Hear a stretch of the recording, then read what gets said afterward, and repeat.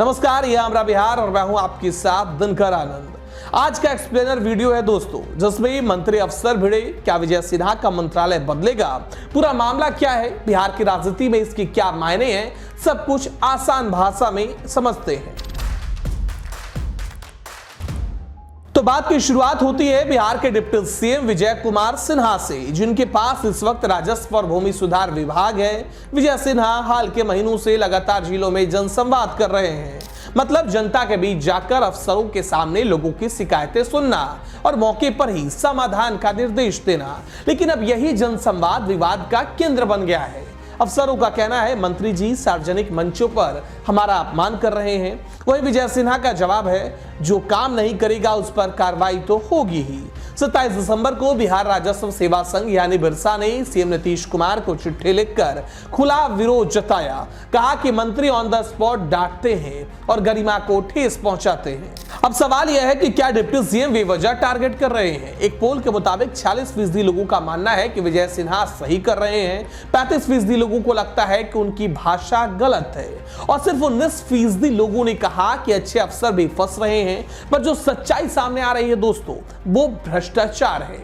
2025 में अब तक 100 से ज्यादा राजस्व अफसर रिश्वत लेते पकड़े गए। यह विभाग बिहार के सबसे भ्रष्ट विभागों में गिना जाता है। दाखिल खारिज, मापी जमाबंदी, बिना घूस कुछ भी काम नहीं चलता। यहाँ सिर्फ निगरानी विभाग ने इस साल 13 ट्रैप केस किए हैं, जिनमें सबसे ज्यादा मामला इसी विभाग के निकले हैं। तो अब सोचिए, जब मंत्री जनता के सामने अफसरों से जवाब मांग रहा है तो असली परेशानी किसे होगी। अब बात जनता के नजरिए से करें तो परिणाम सामने है। राजस्व महाअभियान में 46 लाख से ज्यादा आवेदन आए, जिनमें से ज्यादातर बंटवारा और म्यूटेशन से जुड़े थे। इन जनसंवादों की वजह से सत्ता के गलियारों में थोड़ी पारदर्शिता बढ़ी है। जहां पहले कोई अधिकारी जनता से मिलने में कतराता था, वहीं अब डीसीएलआर, एसडीएम, डीएम तक सीधे जनसंवादों में मौजूद रहते हैं। और इसी संवाद का नतीजा है कि 27 दिसंबर को सरकार ने एक नई व्यवस्था लागू की। अब एक ही आवेदन में पूरे परिवार का म्यूटेशन हो जाएगा। पहले हर हिस्सेदार को अलग अलग आवेदन देना पड़ता था। तो अब बड़ा सवाल यह है कि क्या नीतीश कुमार विजय सिन्हा को बदल देंगे। राजनीतिक जानकारों का कहना है कि इसकी संभावना बहुत कम है, लेकिन नामुमकिन नहीं है। इसकी दो बड़ी वजहें समझिए। बीजेपी विजय सिन्हा के साथ है। बीजेपी प्रवक्ता विनोद शर्मा ने कहा है, काम चोरी नहीं चलेगी, लूट बंद करनी होगी। पार्टी खुले तौर पर मंत्री के बचाव में उतर आई है। नीतीश कुमार अब उतने ताकतवर नहीं रहे। बीजेपी अब ज्यादा पावर में है। गृह विभाग में नीतीश जी के पास नहीं है और विजय सिन्हा को पीएम मोदी का करीबी माना जाता है। यानी अगर नीतीश चाहे भी तो बिना बीजेपी की मंजूरी कार्रवाई आसान नहीं है।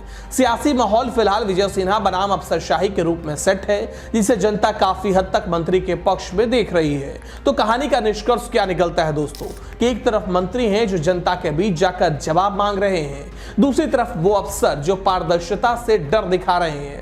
अब अगली चाल नीतीश कुमार की होगी।